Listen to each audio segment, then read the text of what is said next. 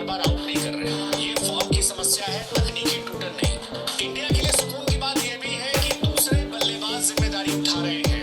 पाकिस्तान के खिलाफ ईशान किशान की विस्फोटक पारी, बांग्लादेश और साउथ अफ्रीका के खिलाफ संजू सैमसन की सेंचुरी, इन सब के कारण अभिषेक की नाकामी अभी तक टीम के नतीजों पर असर नहीं डाल सकी। T20 क्रिकेट की हकीकत यही है कि हर दिन हर खिलाड़ी रन नहीं करेगा।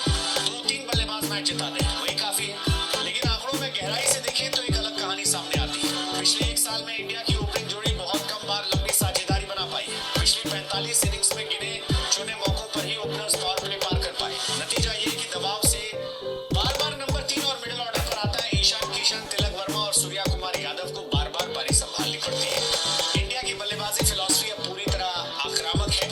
ओपनर्स का काम है शुरुआत से जोखिम लेकर रन बनाना। नई गेंद, अनजान पिच, स्विंग या स्पिन, सबसे पहले उन्हीं को झेलना पड़ता है। इसलिए जल्दी आउट होने का खतरा भी ज्यादा रहता है। टीम मैनेजमेंट इस जोखिम को स्वीकार करके खेल रहा है, क्योंकि जब ये प्लान काम करता है तो मैच की शुरुआत में ही विपक्ष को बैकफुट पर धकेल दिया जाता है।